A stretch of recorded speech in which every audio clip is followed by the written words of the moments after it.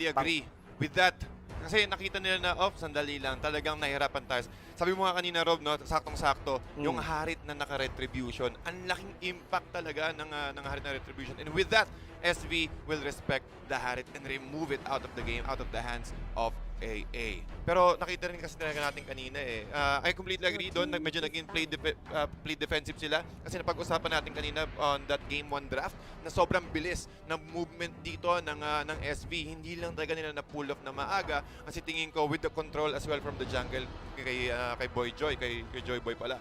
So I think ang laking impact din nun. Saka tama ka din sa sinabi mo kanina. They don't have like a certain crowd control. The only one that they have is coming from the Alice, which is that was like a second stand. Yeah, mga 1 second lang yata. After nun, wala na pwede na Pero kasi ang setup naman din kasi talaga nung lineup doon ng Team Empire was that once a time journey is in, talagang all out damage talaga yung gagawin nila. Yun nga lang, hindi nila yon na pull off. But coming here on game number 2, I'm really looking forward dito na makakita ng mga pakito. Yan. Kanina ko pa sinasabi to kay Kuya Manjin Gusto ko makakita pa ng mga pakito matches dito sa main qualifier. So yung mga bans natin was almost the same ban that we have. The only difference is tinarget na ngayon dito ng Empire yung ni Saxe, yung harit. Yung harit talaga. Pati wala nang after that game. Kasi sobrang bilis Kumbaga, ito ko ba? Pansin ko ninerf yung harit. Ilang beses nang ninerf yung harit at hindi siya naka-receive ng buff. Tingin ko ang ginawa talaga ang main role ng harit ngayon is early game is to remove all the outer turrets. Map control ang binibigay dito ng harit. And also given, siguro dagdag na lang yung Zaman Force na slow, plus yung chrono dashes when it comes to team fight. Pero more on solo damage kasi siya So ang ginagawa dito ng SB is, ng harit is to control, remove all the turrets and then take advantage of the energy shields. Kaya nakikita natin na mataas yung power spike ng harit ngayon, which is also a really good ban for SB. Oh, and as per ARKANGEL, there were the few teams were actually using harit as a jungler kasi most of the time you see the harit has been used on the gold lane or rather XP lane, either of the two of the side lanes. But going back into the draft ngayon, TDC, look at here the ban of Empire is directly it's actually a reactive style ngayon ang kanilang ginagawa on the banning phase. They remove the harit, they remove here yung mga naging problema nila during game number 1, specifically itong Jawhead na to with the ejector. Kasi kanina hindi naman pwedeng laging times journey kada ejector di ba? Pero that was kumbaga that's for the books already for the side of Team Empire. Now they have the opportunity to pick here such as Brody was banned, Esmeralda was banned.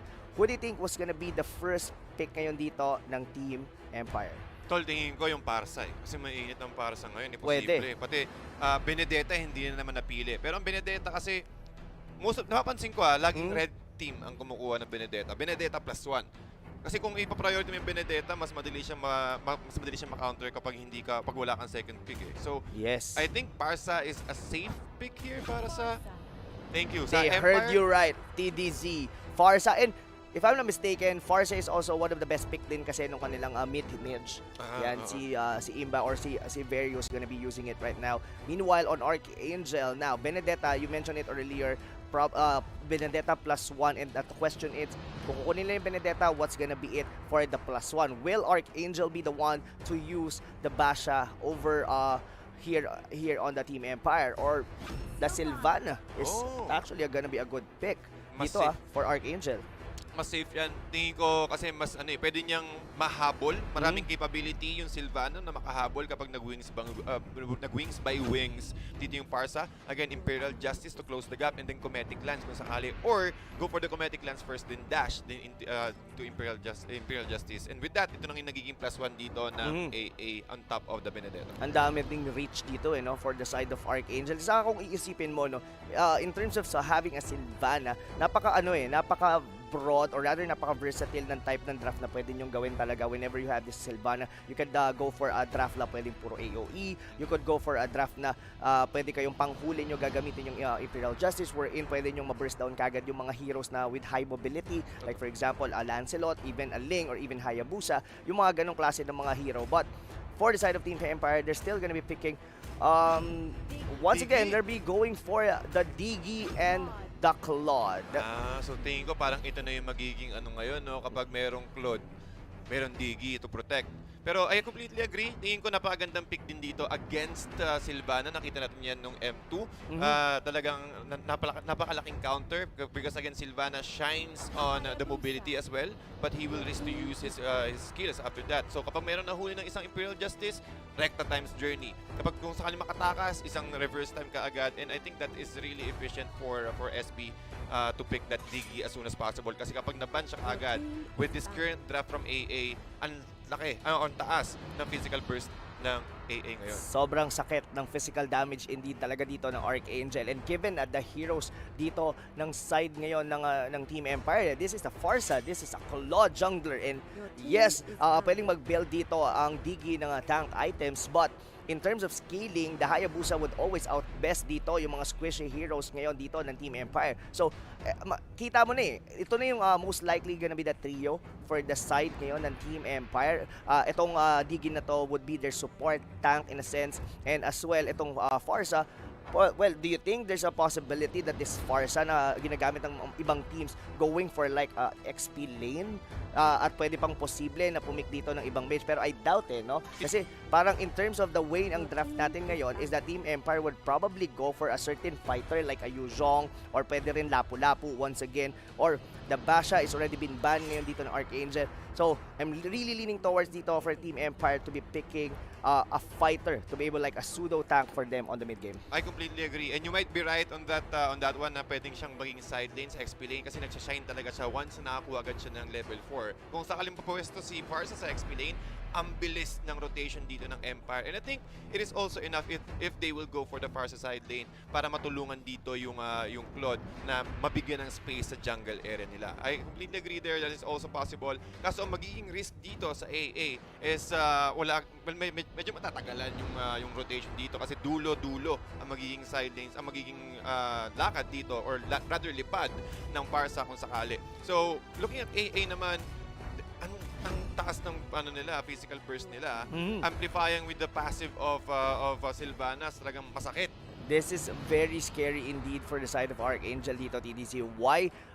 Even on level 1, they could potentially get a pick-off dito, mga kaibigan. This Khalid, probably Fall will once again use this one. And alam mo naman, during level 1, specifically pag-execute din yung gagamitin dito ng Khalid, either even kahit nga ang gamitin niya pa dito is flicker Pagka tumama sa iyo yung Desert Tornado, na even yung tatlong slashes nun, talagang makakaramdam ka talaga. Leeg talaga ang tama. Oo. Kumbaga bawat ikot, tsak, tsak, tsak. Yung panghuling-huli, sobrang sakit pa naman nun. Pero kidding aside guys, masakit talaga ang control dito. Pwede siya mag-execute, pwede siya mag-flicker, pero with the current lineup of SB, I think it is wise for him to use the flicker to at least close the gap. Pero ang sagot dito ng Empire, gusto niyo pumasok gusto niyo makipagbakbakan ng fighter para sa Khalid, bibigyan namin kayo ng malademonyong thumbs, and also si Little Red Riding Hood, si Ruby lalabas dito. Tingin ko, crowd control, Ruby is a very nice pick here. Again, yung second skill niya, Don't Run Wolf King, is enough to pull, or at least, since melee heroes ang karamihan dito ng AA, he can take advantage of that, and also yung ultimate niya, yung I'm offended, karet, papasok sa Torre with the flicker combo. Bawal ma-offend yan si Ruby Bawal ma-offend. Hahatakin ka niya sa loob ng Torre. Tapos melee heroes lahat ng AA. Really looking good here, guys, for Team Empire. At tingin ko, this is a possible, really effective draft if they can pull it off successfully. Sicilian. Tingin ko okay din to. Kasi more on lifesteal ang ganap ang dito. More on lifesteal and shield regeneration sa side ng Empire, and that was one of the best mages na pwede mag-apply niya. Saka interesting din sa akin dito yung for the side of the Team Empire, kung paano yung magiging sustain nila. Kasi itong dalawang side lane nila dito will just have to stay on the lane. Meanwhile, itong Farsa na to will be holding on onto the mid lane dito ng side ng Team Empire. So, we're really leading towards dito na for the side of Team Empire to be able to hold the early game and going into mid game, and probably enough na yung maging item doon ng Claude to be able to dish out damage para dito sa aggression na ipapakita. So, tingin ko dito TDZ, Archangel will be the one to attack first or rather to take objective. Nagawa nila to during game number 1 and they could potentially do it once again here on game number 2. I completely agree. At talagang ang taas din talaga ng physical burst dito ng AA. But ladies and gentlemen, welcome to the Land of Dawn. This is game 2 ng ating match number 2. SV versus AA sa red side at looking really good. Sabi mo kanina, Kuya Rob, talagang more on impact, high impact games ang stored natin ng dalawang teams dito para sa atin. Escalera against Very 2018 sa mid, Ninja Killa plus Bullwhip naman sa top lane, and Ambush 3435 at Fall naman sa bottom lane. So we're seeing a lot of early rotation here and also the bombs being placed here in the middle lane para ma-prevent yung mga rotation ng A. This is a very rare na makakita tayo no ng Sicilian and highly high tier matches natin, and interested talaga ako dito. Most specifically kung paano yung magiging approach dito ni Escalera going into the early game. So ang mangyayari dito no TDZ, i-hold lang both of the mages dito yung gitna, and I think baka magkaroon tayo dito ng medyo slow phase in terms dito sa momentum. Tingin ko rin talaga kasi more on late game, especially for the Claude sa side ng SP, the best thing that they can do is to protect. Nakita natin, that's also one of the reason why na pinili nila si Diggy para Diggy na nakatang emblem plus tenacity and meron din siyang AG. So talagang pinakunat niya yung Diggy nila. All protect, support Diggy dito para mabiglan ng mas magandang farm or ng space dito sa ubusan Arlak. So yeah, I completely agree. Late game kasi mayroon din kailangang stacks dito sa Escalera for the Sicilian. Totoo. And well, as the game goes by in terms of pagka nag-scaling na tayo. So pwede rin natin i-consider na pwedeng main damage dealer dito ng side ng Archangel dito si Escalera, but unfortunately yung Farsadon with TDZ, he was got picked off by Saxa. Napakagandang first blood dito sa side ng AA. Tulad na kanina with the shadow kill plus the quad shadow, he can easily go in and get out of any skirmishes. At mukhang nakakalamang dito ang AA. Ang bilis maubos ng HP ng Turtle, Kuya Rob. Oo, and that's one of the strength, of course, ng isang Hayabusa na nagsisnowball talaga early game, and now, delikado na naman dito si Extension as he's about to fall. Joy Boy with a spiral strangling, huling-huli kahit gaano kakakunat. Pag umistak ang aking passive, lalambot at lalambot ka rin at naging kakabalik niya rin din sa middle lane. So I think that's also one of the best ways kung bakit nagdidigi sila no. Laging nandun yung presensya ng digi ni Extension every single time. And I think that is also enough for them to follow this Claude whenever he's farming. Kailangan lang talagang i-hold to ng Team Empire. We actually know their winning condition dito. It wasn't the early game, hindi rin naman kailangan makipagsabayan dito talaga ng Team Empire. They have their own power spike. That is, pag nakapag-farm na dito yung Claude, hindi kailangan lang maging tanky nung dalawang sustain heroes dito on the side lane dito ng Team Empire, and let alone wag ma-pick off.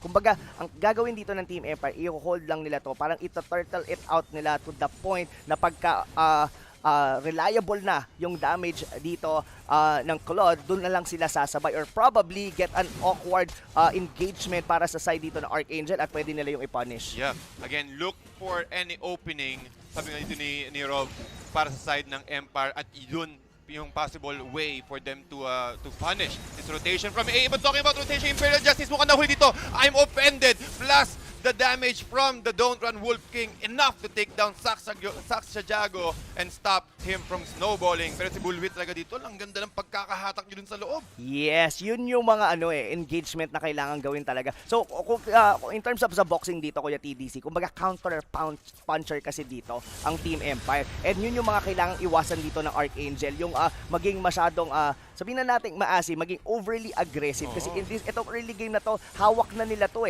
pero hindi nila pwedeng basta-bastahin dito ang Team Empire. Kumbaga, kailangan lang nilang hanapin dito yung power spike nila. I think this is the right moment, or probably kung meron silang ipipick up, probably the Tamos is the best option compared to a Ruby. Totoo yun. R to the E spec para sa side ng SV. Again, mga kaibigan, nakadalawang Festival of Blood dito ang both fighters ng Empire, at kapag sila nagkaroon ng stock, mahihirapan ang AA dito when it comes, or once we went to our mid-game to late-game fights. Si Saxa Jago naman nakakapagkakaroon ng magandang farm. He went for the Warrior Boots, but ang ganda rin ng position dito sa side ng Turtle. Pero tingin ko may idea dito ang SB, but are they able to catch up? Napakaganda feathered airstrike dito, pero wala silang ultimate and they are way too late. Another Turtle has been taken sa side ng AA at unti-unting lumalayo ang net worth dito sa side ng AA. 13.3 against 12.5 ng SB. Tingin ko Kuya TDC, it's an even trade eh. Yes, nakuha doon ng ARKANGEL yung Turtle, but they actually get a pick off doon kay Ninja Killa. Oo nga, 'di ba? So medyo hindi rin umabot, hindi rin kakayanin yung ng quick sand guard talaga. Wala na, technically wala na nga siyang time na gamitin yon dahil yung burst potential ngayon dito ng Team Empire malakas na rin talaga. Now meanwhile onto the top lane ngayon, ito ang tricky ngayon dito for the side of ARKANGEL eh. Kailangan nilang hanapin yung time kung kailan nila kailangan makapag-push. At yun yung yun yung magbibigay talaga ng malaking lead dito for ARKANGEL. This might be it, Kuya TDZ, as they already secure a kill dito ngayon sa TAMS. Sa TAMS ang nahuli, 13 seconds sa side ng ni Ambush 3435. But ang ganda ng combo nun nakita natin na lagi apat ang umiikot or tatlo pala ang umiikot dito sa side ng AA para ma-help or ma-assist nila yung stacks dito ng Cecilion. At kapag nagkaroon siya ng maraming stacks at pag nag-overflowing na or nag-overflow na ang kanyang overflowing, mas masakit yung damage ng kanyang Bat Feast. So, nako, tingin ko sobrang hirap niyan. Kailangan talagang i-take advantage ng SB yung oras nila na mag-apply ng pressure para sa AA. Kumbaga ako yung EDC, super overflow na yun kasi nag-overflow na ang overflowing. But speaking of overflowing, nag-overflow na ngayon dito ang giggle ng ARKANGEL as they are the one to get the first turret here on the bottom lane. Kailangan lang nilang ulit-ulitin to kay EDC. Rinse and repeat.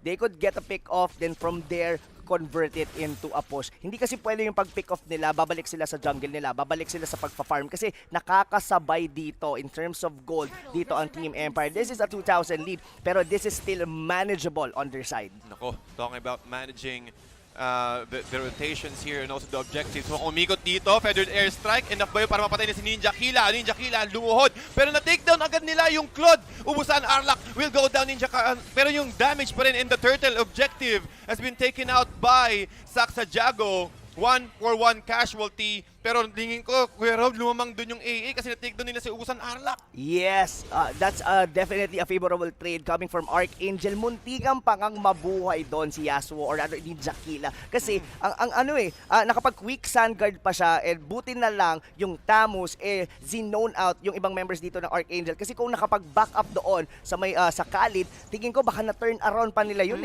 Napakalaking possibility talaga. Pati Rob, hiwala yung fight, dalawang laban, isa sa may turtle area, nung na-take down nila si Ninja Killa, na umikot din naman agad yung Team Empire. So talagang lamang lang talaga sa position dito ang AA when it comes to that skirmish. And that is something na ayaw mong mangyari if you are on the shoes of Team Empire right now, TDZ. Bakit? Kasi itong si Ubasan Arlak, itong Claude na to, ito yung pinaka-alas nila dito. He will be the main damage. Of course, he's the jungler sa kanya lahat ng farm.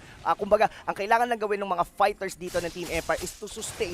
Tanggapin nyo lahat ng damage. Ako na ang magiging clean up crew nyo going on to the late game. I completely agree. Kasi ang kailangan talaga ditong gawin ng SB is maghanap na magandang fight and then wait na makakuha agad ng blazing duet for them to turn things around. But talking about turning things around here, AA as well is really having a very good time really closing up the gap with the Imperial Justice as well on the bottom lane. Ambush 3435 with a Vengeance plus the Continent Inferno. Will it be enough? The Bats has been flying. Bat Feast has been taken out or has been used to take out Ambush 3435 here.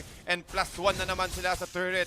AA mukhang hindi humihinto. Extension, kailangan niya umalis sa may loob ng brushes at mukhang mauuli siya sa loob with the Spiral Strangling plus the Bat Feast. Hindi tumama dito yung kanyang Sanguine Claws, but with the return, initiate dito sa side ng Empire, forcing to use his Shadow Kill.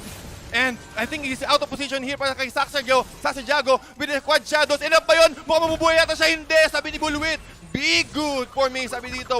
with the return kill as well from Escalera. Saktong-sakto ang position ng kanyang first kill dito. 2-for-1 exchange. Pero talagang ginugulo pa rin. Ini-egg dance dito ni Diggy para hindi makatakas agad si Joeboy. But that is a successful disengage sa side ng AA. Yes, that was definitely a messy team fight of both teams. Kasi ang nangyari kasi doon, nagkamali ng BMI yung pasok doon ng Claude. That's one of the reasons na natanggal din yung kanyang Art of Thievery.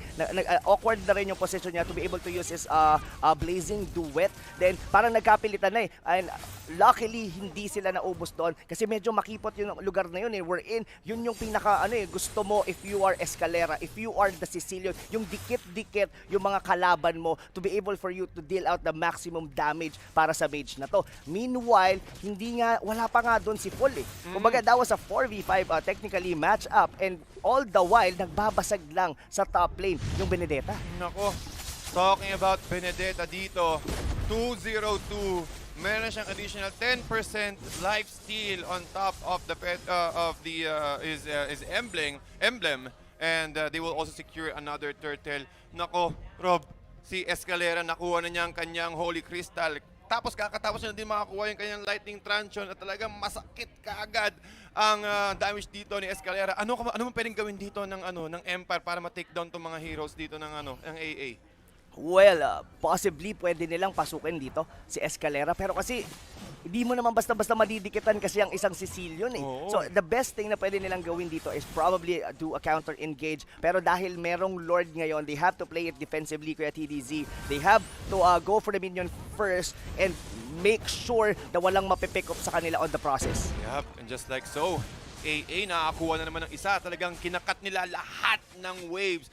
Top, mid, bottom, at naghahanap sila ng magandang opportunity habang si Bulwit naman 16 trying to clear the creep wave, but onto the bottom lane. Feathered Airstrike has been used already, plus the Imperial Justice, and a nice defense para sa Team Empire. Pero kailangan nilang i-defend dito sa may middle lane as well. AA knocking through the doors of SB here, middle lane. Almost half HP. Ninja Killa lumuhod din with a quick stand guard, trying to restore most of this HP para sa next team fight. ARKANGEL need to respect the defense capability dito ng Team Empire. Why?